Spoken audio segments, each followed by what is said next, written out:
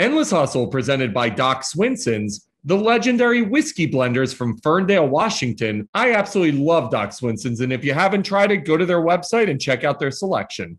All right, we've got a great day on the Endless Hustle as I'm joined by a man who over the last few years has really built an incredible brand and made waves. And I love a lot of the shit you're saying, Andrew Yang. I got to tell you, man, I was a lifelong Republican. I love what we're seeing right now with the progressive movement. You've been one of the faces leading that. You have this wonderful new book called Forward. I love it, man. So congratulations. I'm halfway through the book. I'm really digging it. Thank you, Arthur. I appreciate it. Yeah, let's go. And, I love what this podcast is about. Endless hustle indeed. You are actually the epitome of that. Obviously, with the presidential run, you were brought to the limelight. People, of course, all over the country became aware of you. And that's when we began to find out really about your story. You really are the epitome of endless hustle. I love it. Oh, well, thanks, man. I certainly came out of nowhere in the presidential. I probably didn't realize just how batshit it was at the time. And if you've read the beginning of my book, you kind of have a sense of that, where it's like, oh, like it turns out that a lot of people aren't really feeling this presidential run early on. And then, but as we made headway, then more and more people got on board, and we ended up achieving a great deal. So when you first start, obviously you make this decision, I'm going to run for president. That decision can materialize a million different ways. You can be a speck that goes nowhere. You can catch fire, similar to what happened for you.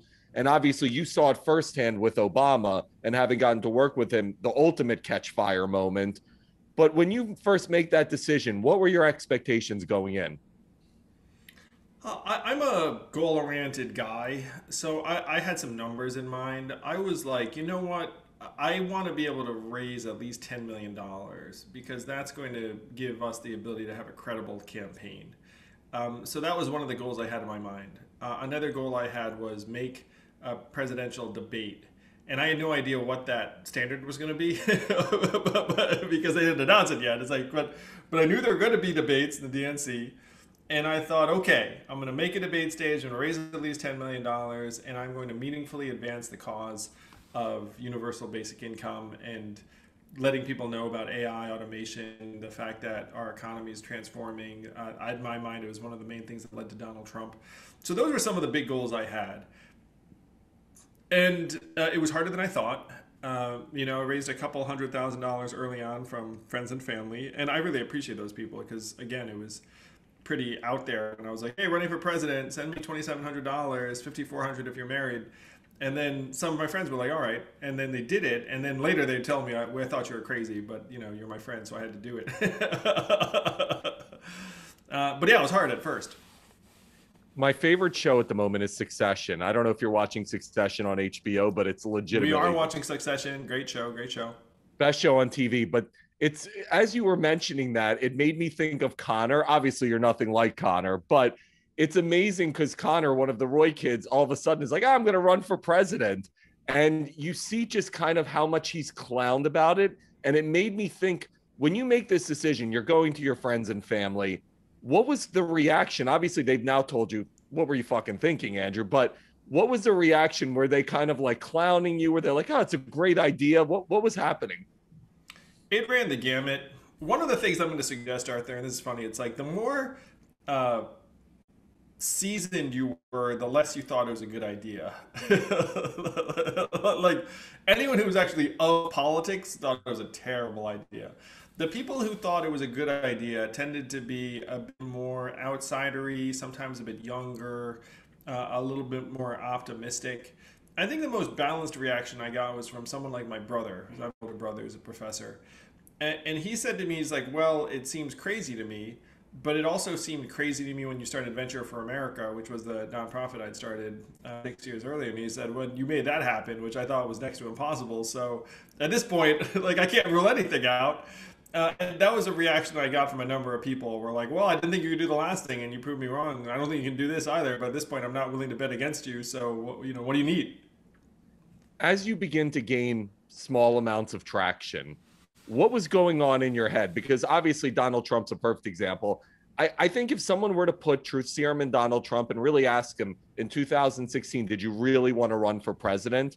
I think the answer would be really no. I think you just think I wanted some publicity to be the talk of the country and talk of the town. But for you, as you begin to gain traction, are you like, this might actually turn into something? Or were you just kind of like, whatever happens, happens? The first big clue I got that we were onto something special was a big rally in San Francisco. I think I talk about the LA rally in my book, but I remember vividly being on the way to this San Francisco rally and running into all this traffic, and then being like, "Oh, like why can we not get to where we need to go? Like what's all this traffic about?" And then I saw a Yang sign in one of the cars, and I was like, "Oh shit, this is our traffic." Like these are people going to our rally, and you get there, and there were a few thousand people there, and at that point it was like, wow, like this could really go, this could be profound. We could make a meaningful mark. Was there ever a point where I thought I was like the favorite to win the presidency? Genuinely no. There was like never a point where I was like, we're gonna win. Was there a point when I thought that we could do something historic and remarkable? Yeah, and like that started becoming clearer to me as the rallies got bigger, and as even when I was just walking the streets with my family, people would be like, "Hey, Andrew Yang," which, by the way, was a totally new experience for me. So, like getting that, you'd be like, "Holy shit!" Like, there might be no limit to what we can do here. That was my next question. As you end up becoming a public figure through this process, what was that like for you? Because going from a businessman to now you're walking the streets and people are recognizing you, you're in national debates. Was it overwhelming or were you loving the process? It was jarring to me, and I still am not fully used to it, to be honest with you, Arthur. So it was the summer of 2019, really. So I'm on Joe Rogan February 2019, and that's a massive uh, burst of momentum for the campaign. And then the national debate start in June. So June, July, and then September, I'm on people's TV sets. And so at that point, I start getting recognized in the street.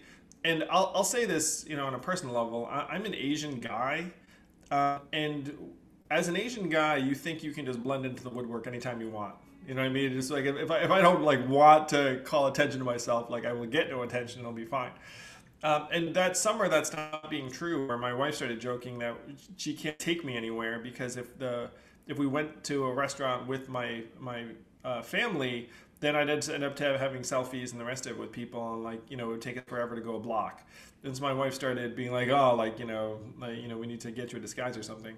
So that was highly shocking to me, and it's something that I never minded, in part because when people saw me, they were just happy to see me. They'd be like, "Hey, Yang, like love you. Where's my $1,000 or whatever it is." And people have been really delightful, and that's true to this day. Like I walk around New York City, and people super happy to see me. At first, they're stunned. I think part of it is, also you're just not used to running into a public figure on the street, and so that does happen to me every day. It's like if I'm out and about, but the reactions are 99% very positive.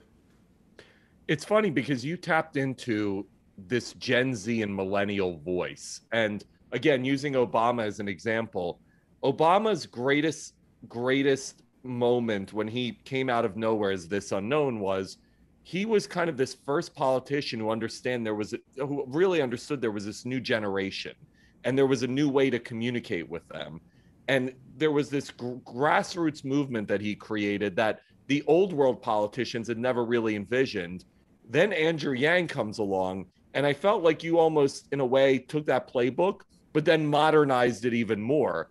So are there now politicians that kind of see what Andrew Yang was able to do and are either coming up to you and asking for advice, utilizing your playbook that you can see, and understanding this almost new hybrid model that you brought to the forefront? It's interesting, Arthur. I think a lot of what people imagine fueled my rise is social media, because I am very active on social media. The issue is that social media is kind of distorting, where if you have certain stances, then you can get a lot of likes and attention and energy on social media, but it might not match up with the electorate in real life.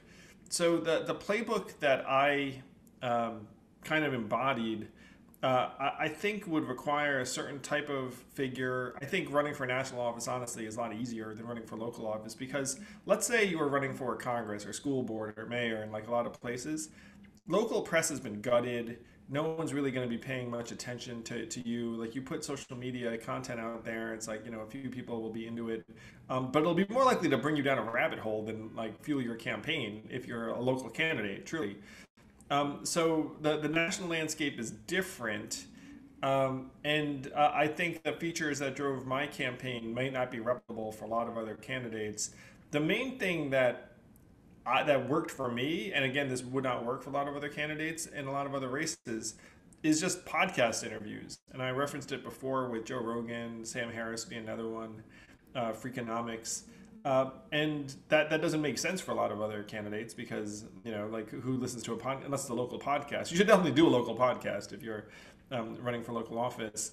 But the combination of my campaign, the message, and the medium really ended up being the spark that helped us catch fire. I'm not sure if other candidates can use that. I think the lessons they might draw would be the wrong lessons, honestly. You have almost to a certain degree become this iconic New Yorker now. And I always tell people I'm a Philadelphia transplant. I moved here about 11 years ago. New York has an incredible ability through its energy, electricity, and innovation to help mold us as people and to change the direction of our lives and have a unique impact. For you, what was the New York moment where all of a sudden the city became a major player in driving the direction of your life? I've been here since I graduated from college in '96. So there are so many steps in that progression, but I agree with you 100%, Arthur, that this place ends up making you into a different type of person. So imagine moving here at the age of 21. One joke I tell is that if you show up here for law school, which is what I did, people show up as like the biggest nerds, and then because they're in New York City, like you can see them get hipper like throughout their first year here. You end up like because you just end up going out in Manhattan. You're like, oh, maybe that stuff I can't afford college like isn't cutting it. But the wonders of New York was that there are always people who were doing cool stuff that were kind of above you, looming large. And when I was in my 20s, I'll give you an example of something. So I was out with some friends, and one of them was involved with sports marketing. And then he said, "Hey, do you want to go to Chris Webber's birthday party?" I was an NBA star and was in the league at the time. I was like, "Fuck yeah, let's go to like this birthday party." So I went to this birthday party, and I'm not like a small person. I'm like about 6 feet tall. I was the smallest person in that party by like 6 inches, and that includes the women. Like it was like you'd go in there. So that's like the kind of New York experience where like that there were people at the top of their field doing different things, and it just made you feel like you were part of something bigger than yourself, and that you could always push yourself, and there were more places to go. Like I've had the kind of career that younger me could never have imagined possible, and it would not have been possible without New York City. Whether it was the fact that I became the head of a private company that grew, I mean that was New York City. Starting a nonprofit, that was New York City. Running for president, even those friends and family who had the flexibility to put in a couple $1,000s into my campaign, that's New York City. So there's really nothing that I've done that you can't trace back to New York City. It's funny because I always tell this story. I've been a TV host for over a decade, but I always felt like I was still a Philadelphian living in New York. I was a Philly boy living in New York. Like this was like my temporary residence, even after a decade. And then there was a moment where I was at an HBO after party, and I was standing next to and talking to Hugh Jackman, who I'd interviewed many times, who's the greatest dude on the planet. I remember looking around and you see all these stars were like at the Metropolitan Club or something. And I'm just like, man, I really am a New Yorker at this point. Like at that point, you're definitely a New Yorker. Yeah, you look around, you're like, what was the moment for you where you realized I'm a New Yorker now?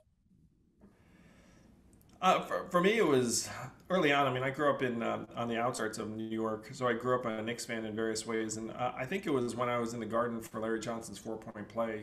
It was like iconic. It was '99. And it felt like the center, not just of New York, but of the world at that moment. It probably was, like what was going on around the world that was as cool as that. So, I was 24 years old at the time. I think that was it.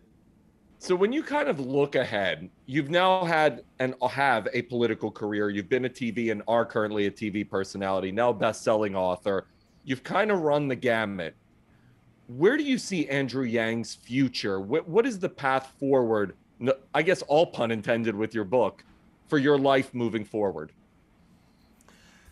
Well, Arthur, thanks for asking. I hope people get a sense that I'm a fairly regular dude who just made the batshit decision to run for president, and then we like raised 40 million and made 7 debates and mainstream universal basic income, and I did that because of a passionate desire to just try and improve people's lives and solve problems. I consider myself an entrepreneur, and entrepreneurs in the best situation are trying to solve problems.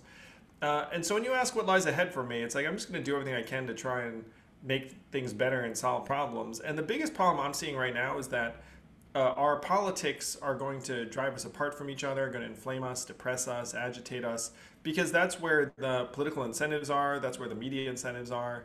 And so we have to try and free ourselves of that, which is why I've started the Forward Party, which hopefully can be this positive, unifying movement that brings people together and also changes the mechanics of our democracy. So it's not just two parties trying to kill each other. So there's an author, Jonathan Haidt, who said this recently. He said that the worst number of political parties a country can have is 1. The second worst number is 2. And if you look around the world, we're unique in having a duopoly. It's not working at all. 62% of people want an option. So I'm going to be doing everything I can to provide this positive, unifying movement towards improving and upgrading our democracy, making it so it's multi-party and genuinely representative. And then I'm going to be investing in media offerings that try and make the same case. Because if you look at political movements in this country, they kind of need an associated media arm. And the Democratic Party and Republican Party certainly have those media arms. Yep. So I've got a 4-legged stool working right now. And a lot of people don't realize that, that a couple of these legs exist. But leg number 1 is this lobbying organization on Capitol Hill called Humanity Forward that's fighting for, crypto and cash relief and data rights and some other things. A foundation that's giving out cash relief and telling stories. This political movement, the Forward Party, and then this media org. So I'll have my hands full.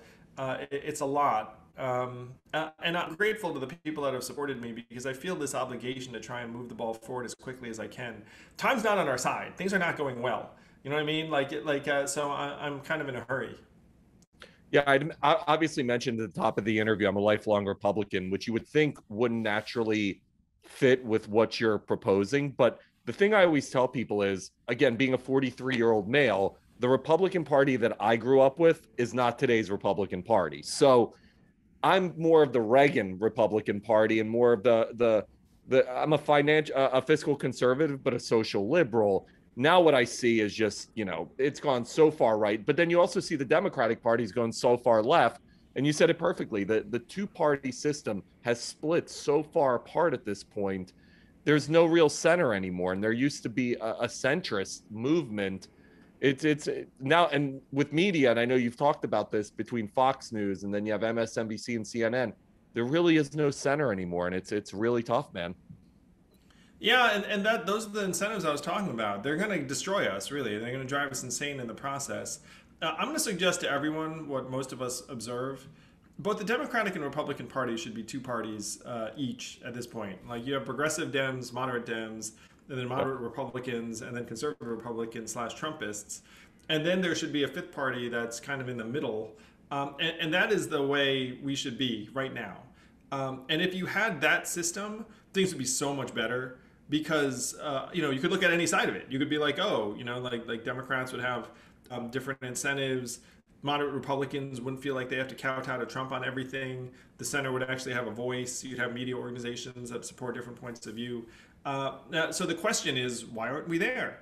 And the answer is that we made up this duopoly. And by the way, there's nothing in the Constitution about political parties.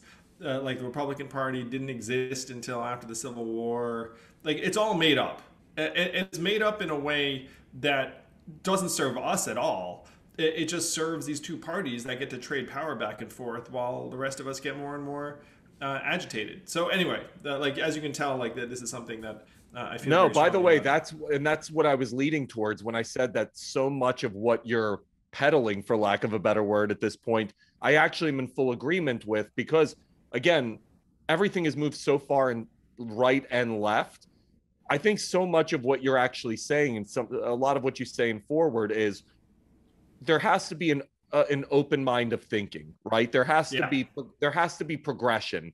And what you said with even the Republican Party, you can't talk politics with people anymore. If I say to somebody I'm a lifelong Republican, all of a sudden you lose friends, and it's like, that doesn't mean I support Trump, or it might mean I support Trump, but it doesn't have to be that if you're a Republican you're a Trumper, right? There, you said it perfectly. There could be a moderate Republican Party. There could be a super right Republican Party. There could even be a super left Republican Party that's really closer to the center. And that's the dilemma we have right now, which is things have become so polarizing and so extreme that there's no in between, and people don't want to communicate about it either. That's the harder part, where you see lifelong friendships. I don't even talk politics with my friends anymore. Or family members. People can't Yep. even go home for Thanksgiving dinner. 42% of both Democrats and Republicans view the other side as evil at this point, which, by the Yep. way, is noxious. It's terrible. It was not that way when you and I were coming up. Because, by the way, this is all a recent phenomenon.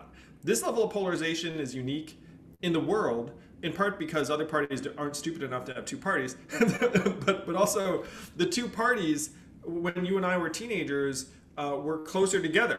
Really, you know what I And mean? by the way, they communicated. I mean, they'd had their batshit crazy moments too, but there was a great story, and I believe it was Bill Clinton talking about, or maybe it was Bush, I don't remember, but someone in the 80s or 90s, one of the presidents said that anytime they would hit an impasse, and it would get bloody between the political parties, but anytime there was an impasse, you'd have like Tip O'Neill, the president, and whoever was leading the Republican Party at that point, they disappear into some restaurant in Washington, D.C. Totally. They, They'd hash it they out. would, yeah, they'd hash it out, and finally shit would get done. That shit doesn't exist anymore. It It's does not literally exist blood anymore. feuds now. Well, and in part because the political incentives are, if you step forward to compromise, you probably lose your job. Yep. And you actually keep your job if you just talk trash about the other side, keep issues around, raise money, agitate people, inflame division. Like, that's job security. So that this is what determined the change, because in my view, the incentives are going to get stronger, not weaker. We're going to get more polarized, not less. And unless you change the incentive structure and give people, it sounds like, like folks like you and me, an equivalent set of institutional power, really. And right now, the middle doesn't have that. I agree, man. It's been a pleasure, dude. I didn't know what to expect. It's our first time chatting. I've chatted with everybody on the planet, but wasn't sure what to expect. And you're such a personable and charismatic dude. We obviously saw that. I think a big part of your success during the presidential run was your authenticity, because politics is, there's such a lack of authenticity. So I think when someone like you hit, there was, people could really connect, because whether they agreed or disagreed, they're like, you know what, he's one of us. I get it. Cool dude. I dig it. And just chatting with you through this process, it reflects even in this, which I like. Oh, thank you, Arthur. I appreciate it, man. You definitely became a New Yorker quite some time ago, my friend. By the way, I great, live great. up to Before I that. let you go, great little story. So you were somehow in Alphabet City. My buddy owns a bar called East Point at B and Second, and you must have been walking by, and a bunch of my friends were at East Point, and they all snapped pictures of you. And I was laughing because it was literally right after or right before I booked our interview. So I was like laughing. I'm like, here's a perfect example of fame. You're walking down the street on Avenue B, and it's like people just want pictures with you. And I fucking thought it was hilarious, dude. Well, yeah, it's good stuff, man. There's a lot of love in New York, and you must get it too. It's like, people are just happy to see you, and that is one of the joys of living here. Is that you just can round a corner and you have no idea who you're going to see. It could be Arthur Cade, it could be Andrew Yang, it could be anybody. No, I love it, dude. Thanks for a great chat, Andrew. Congrats. The new book is called Forward. I can't stress enough. I totally dig a lot of what you're really putting out there, and hope to continue to see you more helping improve a lot of elements of this country. We're gonna do our best, brother. Not left or right, but forward. Thanks, Arthur. Good Appreciate luck, you. brother. Nice meeting you. You too.